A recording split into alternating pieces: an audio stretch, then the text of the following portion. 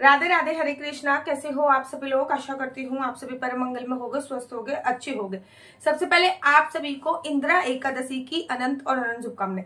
इंदिरा एकादशी को इंद्राणी एकादशी, इंदिरा एकादशी के नाम से भी संबोधित किया जाता है। कहीं कहीं पे इंद्राणी एकादशी बोला जाता है।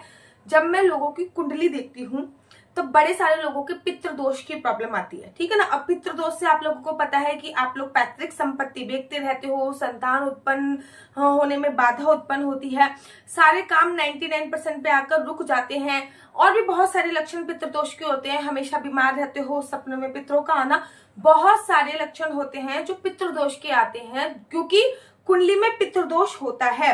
तो जब आप मुझसे पूछते हो दीदी पितृदोष के निवारण के लिए क्या करें क्या करें क्या करें, पूरे साल भर में एक ही एकादशी आती है जो कि पितृदोष के निवारण के लिए होती है, जिसको इंदिरा एकादशी के नाम से संबोधित किया जाता है।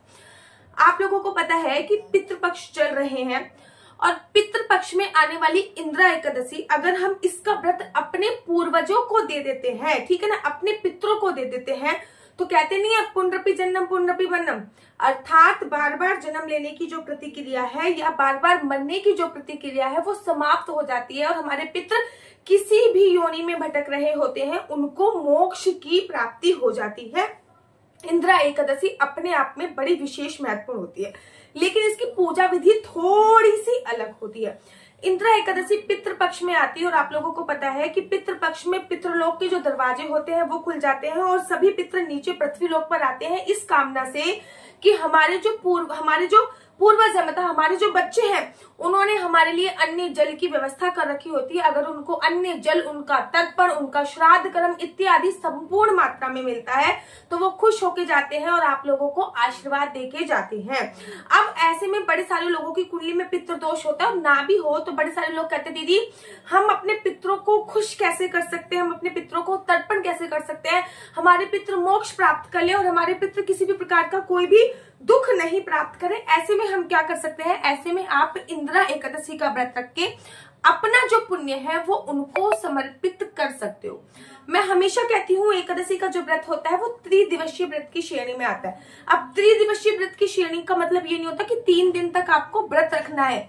3 दिन तक आपको व्रत के जो नियम होते हैं उनका पालन करना होता है। जैसे कि एकादशी से एक दिन पहले जो तिथि होती है उसको दशमी तिथि बोलते हैं, और दशमी तिथि के अपने कुछ नियम होते हैं। जैसे कि दशमी तिथि पे पृथ्वी शयन करना होता है, दशमी तिथि पे संपूर्ण ब्रह्मचर्य का पालन करना होता है, दशमी तिथि पे किसी भी प्रकार की कोई काम वासना कीड़ा को अंजाम नहीं देना होता, दशमी तिथि पे लहसुन प्याज मांस मदिरा का सेवन नहीं करना होता, दशमी तिथि पर आपको इनफैक्ट राइस भी नहीं खाने होते, चावल भी नहीं खाने होते, और तो और दशमी तिथि पे सूर्यास्त के बाद भोजन करने की भी मनाही होती है।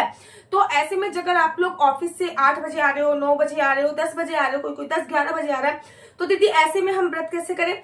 तो भाई जब आप ऑफिस से इतना लेट आ रहे होते हो कि सूर्यास्त हो चुका होता है, तो आपको फलाहारी भोजन करना चाहिए। जैसे कि आलू की सब्जी बना ली आपने, ठीक है ना, और सिंगाड़े के आटे की रोटी बना ली या फिर कुट्टू के आटे की रोटी बनाई, तो ये फलाहारी भोजन की श्रेणी में आता है।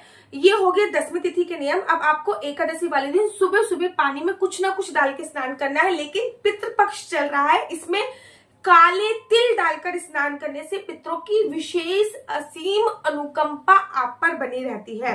तो वैसे तो मैं कहती हूँ गंगा जल डालो, यमुना जल डालो, सप्त नदियों में से किसी भी नदी का जल डालो, आंवले का रस डालो, लेकिन इस समय पे पितृपक्ष चल रहा है तो मैं आपसे बोलूंगी कि गंगा जल तो डालो ही डालो, नो डाउट।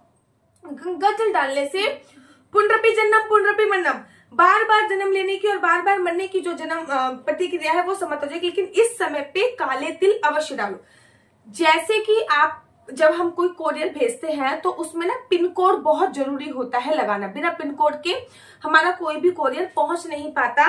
ठीक उसी प्रकार से जब हम अपने पितरों का तर्पण कर रहे हैं, पितरों का श्राद्ध कर रहे हैं और पितरों के निमित्त कुछ भी कार्य कर रहे हैं, उसमें काले तिल जरूर डालना चाहिए, ठीक है। तो काले तिल डाल के स्नान कीजिए, पीले रंग के वस्त्र पहनिए, क्योंकि भगवान श्री हरि विष्णु को पीताम्बरधारी बोला जाता है, ऐसे में पीले रंग के वस्त्र पहनिए।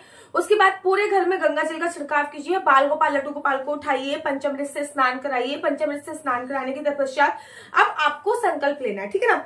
वैसे तो मैं हमेशा कहती हूँ कि संकल्प चावल से लिया जाता है, लेकिन एकादशी पे चावल का उपयोग हम लोग करते नहीं है, तो ऐसे में आपको संकल्प किससे लेना है? तो ऐसे में संकल्प आप लौंग ले सकते हैं, सुपारी ले सकते हैं, इलायची ले सकते हैं, 1 या 2 का सिक्का ले सकते हैं, सकते हैं, लेकिन पितृपक्ष की एकादशी है तो काले तिल का उपयोग हर जगह अवश्य करना है। तो आपको संकल्प लेना है। संकल्प में आपको क्या करना है, क्योंकि पितृपक्ष की जो एकादशी है इसका संकल्प भी बड़ा विशेष होगा, क्योंकि ये एकादशी हम लोग अपने पितरों को समर्पित करेंगे, अपने पितरों को डेडिकेट करेंगे। तो कैसे संकल्प लेना है? ओम श्री विष्णु श्री विष्णु श्री विष्णु। मेरा नाम आशु चौहान है, मेरा गोत्र केमलक्ष है, मेरा निवास स्थान श्रीधाम वृंदावन है। आज मैं पूरी विधि विधान से इंदिरा एकादशी का व्रत कर रही हूँ। यह व्रत मैं फलाहार खा के करूंगी। यह व्रत का जो पुण्य है वो मैं अपने पितरों को समर्पित करती हूँ। भगवान श्री हरि विष्णु यह व्रत संपूर्ण करने में मेरी सहायता करें। जो भी सामग्री है वो लड्डू गोपाल के चरणों में चढ़ा दीजिएगा, या फिर जो भी जल आप सूर्य भगवान को दोगे उनके चरणों में आप लोगों को चढ़ा देना है। उसके बाद एकादशी की छोटी सी पुस्तक आती है जिसपे एकादशी की कथा होती है, ठीक है ना। आप चाहो तो वो पुस्तक मुझसे भी मंगा सकते हो। हर एकादशी की अपनी एक अलग कथा होती है, आपको एकादशी की कथा पढ़नी है। फिर हर एकादशी पे अपना एक विशेष भोग होता है, आपको एकादशी का भोग लगाना है। अब आरती करने से पहले आपको गीता के 7वें अध्याय का पाठ पढ़ना है। 7वें अध्याय का पाठ क्यों करना है? क्योंकि भैया पितृपक्ष चल रहा है और पितृपक्ष में गीता के 7वें अध्याय का पाठ करके अगर हम अपने पितरों को समर्पित करते हैं तो हमारे पितृ मोक्ष को प्राप्त होते हैं और उनका तर्पण हो जाता है। तो गीता के 7वें अध्याय का पाठ कीजिए और वो भी अपने पितरों को समर्पित कीजिए। उसके बाद आरती कीजिए, फिर तुलसी माता के पास जाइए, तुलसी माता पे सबसे पहले जल समर्पित कीजिए। अब बड़े सारे लोग कहते हैं हम लोग एकादशी पे जल नहीं समर्पित करते, ठीक है ना। अब भाई मैंने बोलना भी बंद कर दिया था जब आप लोग जल समर्पित नहीं करते। मैं शुरू से ही एकादशी पर तुलसी में जल समर्पित करती हूँ। केवल एक निर्जला एकादशी को छोड़कर मैं हर एकादशी पर तुलसी में जल समर्पित करती हूँ। श्रीधाम वृंदावन में सभी लोग तुलसी में एकादशी वाले दिन जल समर्पित करते हैं। श्रीधाम वृंदावन में द्वादशी पर जल समर्पित नहीं किया जाता। एकादशी पर जल समर्पित किया जाता है लेकिन द्वादशी पर जल समर्पित नहीं किया जाता। फिर तुलसी की 7 परिक्रमा करिए और वहीं पे बैठकर मंत्र जाप कीजिए और अपने मंत्र जो भी आप उस दिन जप कर रहे हैं ना वो भी अपने पितरों को डेडिकेट कीजिए। पूरे दिन किसी की निंदा चुगली इत्यादि नहीं करनी है। रात्रि के समय एक विशेष कार्य कीजिए। दक्षिण दिशा की तरफ जब आप शाम की पूजा करने लगे तो दक्षिण दिशा की तरफ एक दिया जलाना है, उसमें काले तिल डालने हैं और वो दिया अपने पितरों के नाम पे समर्पित करना है। घर के मुख्य द्वार पे 2 दीपक जलाने हैं, पूरी रात एक दीपक जलाना है, उसमें भी काले तिल आपको डालने हैं। फिर अगले दिन द्वादशी पर ब्राह्मण को भोजन करा के अपने व्रत का पारण करना है। आज की वीडियो में पहले मैं आपको बताती हूँ कि आखिर एकादशी है कब। एकादशी तिथि का जो प्रारंभ हो रहा है मतलब मोटा मोटा आपका 17 तारीख की होगी, मतलब 16 तारीख की रात को 12:30 बजे मोटा मोटा 17 तारीख की होगी। तो 17 तारीख को आपको एकादशी का व्रत रखा जा रहा है। अगर मैं खाटू श्याम की बात करूं उदय तिथि के अनुसार 17 तारीख को व्रत है। इस बार कोई भी कंफ्यूजन नहीं है कि 2 दिन का व्रत तो नहीं है, कोई भी 2 दिन का व्रत नहीं है, एक ही दिन का व्रत रखा जा रहा है। अगर मैं खाटू श्याम सीकर की बात करूं 17 तारीख का व्रत है, बाकी बिहारी के मंदिर में 17 तारीख का व्रत है, श्रीधाम वृंदावन में हर मंदिर में 17 तारीख का व्रत है। अगर मैं बात करूं इस्कॉन टेम्पल गौड़ी संप्रदाय हर जगह पे 17 तारीख का व्रत रखा जा रहा है और 17 तारीख को दिन है बुधवार। बुधवार के दिन ये व्रत रखा जाएगा। इस दिन भगवान गणेश की पूजा अर्चना वंदना करना बिल्कुल भी मत भूलिएगा और इस दिन बहुत शुभ संयोगों के साथ जो ये व्रत है वो आ रहा है। बहुत शुभ संयोगों के साथ दिन व्रत है और साथ ही साथ 18 तारीख को हम लोग अपने व्रत का पालन करेंगे। 18 तारीख को गुरुवार है और 18 तारीख को द्वादशी तिथि है और गुरुवार और द्वादशी का मिलन भी अपने आप में विशेष महत्वपूर्ण होता है। तो इंदिरा एकादशी जो कि पितरों को समर्पित होती है, पितृपक्ष में आती है, इसका जो व्रत है वो 17 सितंबर का रखा जा रहा है। आप लोग व्रत अवश्य रखिए और इसका जो पुण्य है अपने पितरों को जरूर डेडिकेट कीजिए। मेरा नंबर आपको नीचे स्क्रीन पे दिख रहा होगा। मेरा नंबर है 4 बार 9 20 25 65। आई रिपीट अगेन 4 बार 9 20 25 65। आपका बच्चा जॉब करेगा या बिजनेस करेगा? बिजनेस करेगा तो किस फील्ड में बिजनेस करेगा? जॉब करेगा तो किस सेक्टर में जॉब करेगा? क्या है आपके बच्चे का लकी नंबर? क्या है आपके बच्चे का लकी कलर? क्या कुंडली में राजयोग है या नहीं है? कुंडली में संतान प्राप्ति का योग है या नहीं? अगर आपकी शादीशुदा जिंदगी बहुत ज्यादा अच्छी नहीं चल रही है तो ये सभी जानकारी आप इसे कुंडली के माध्यम से प्राप्त कर सकते हैं। याद रखिए कुंडली देखना बिल्कुल भी फ्री नहीं है। कुंडली देखने के थोड़े से चार्जेस है और इस नंबर पे मुझसे किसी भी प्रकार से कोई भी क्वेश्चन आंसर पूछने के लिए फोन मत कीजिएगा। ये नंबर केवल और केवल कुंडली दिखाने के लिए ही दिया हुआ है। अगर आपको राधे राधे हरे कृष्णा, तो यहाँ पे हम आप लोगों के लिए लेके आए हैं असली तुलसी माला। विभिन्न प्रकार की हमारे पास असली तुलसी माला है। 30 रुपए से प्रारंभ होकर हमारे पास 1100 रुपए तक की तुलसी माला है। जप माला है, गले में पहनने वाली तुलसी माला है, 1 राउंड की तुलसी माला है, 2 राउंड की तुलसी माला है, 10 साल तक चलने वाली तुलसी माला है और डबल राउंड की तुलसी माला है, 3 राउंड की तुलसी माला है, गांठ वाली जपने वाली माला है, बिना गांठ की जपने वाली माला है, राधा नाम के लॉकेट वाली माला है और लैब सर्टिफिकेट द्वारा प्रमाणित तुलसी माला है, जिसमें हम आपको लैब का सर्टिफिकेट देंगे कि ये असली है या नकली है। बहुत सारी तुलसी मालाएं हम आपके लिए लेके आए हैं। न केवल हम आपके लिए तुलसी माला का कलेक्शन लेके आए हैं, अपितु लड्डू गोपाल की असली तुलसी माला जिस पे राधा नाम का लॉकेट है, लड्डू गोपाल के लिए वैजंती माला, लड्डू गोपाल के लिए चंदन माला भी हम लोगों के लिए लेके आए हैं।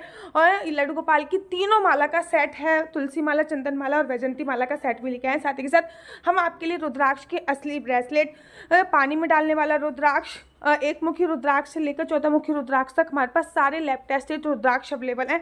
आप हमसे ओरिजिनल रुद्राक्ष मंगा सकते हैं। ना केवल हमारे पास रुद्राक्ष अवेलेबल है, अपितु हमारे पास कानों में पहनने वाले राधा नाम के असली तुलसी के इयररिंग्स भी उपलब्ध हैं, जो कि अलग अलग डिजाइन, अलग अलग तरीके से आप लोगों को प्राप्त हो जाएंगे। ये राधा नाम के असली तुलसी के कानों के इयररिंग्स हैं और इसमें बहुत सारी वैरायटी हमारे पास उपलब्ध है। आप जल्दी से जो नीचे नंबर दिया गया है उस पर संपर्क करके अपनी चॉइस से कोई भी राधा नाम के इयररिंग्स अपने लिए ले सकते हैं। उनके प्राइस बहुत ही सस्ते हैं, 150 रुपये से फ्री हो 150 रुपये से स्टार्ट होकर मात्र 200 रुपये तक है। और ये है राधा रानी और भगवान श्री कृष्ण जी के चरण, जो आपको अपने मंदिर में जरूर और विभिन्न प्रकार की अलग अलग तुलसी मालाएं आप लोगों के लिए उपलब्ध है। 30 रुपये से प्रारंभ होकर 1300 रुपये तक की तुलसी मालाएं आप लोगों के लिए उपलब्ध है। हम आप लोगों के लिए लेके आए हैं श्रीधाम वृंदावन की रज, 8 प्रकार की रज इसमें उपलब्ध है। न केवल एक सेवा कुंज की, निधि कुंज की, ललिता कुंड की, राधा कुंड की, कृष्ण कुंड की, निधि वन की, यमुना जी की, 8 जगह की ब्रज रज इसमें आपको उपलब्ध हो जाएगी। ऑर्डर जल्दी से जल्दी नीचे दिए गए नंबर पर करिए, हमारे पास लिमिटेड स्टॉक है। राधे राधे। आपको मेरी वीडियो अच्छी लगती है तो आप अपने यूट्यूब चैनल हरि बोल को लाइक शेयर सब्सक्राइब करना बिल्कुल भी मत भूलिए। तब तक के लिए मुझे दीजिए इजाजत। राधे राधे, हरे कृष्णा, हरि बोल।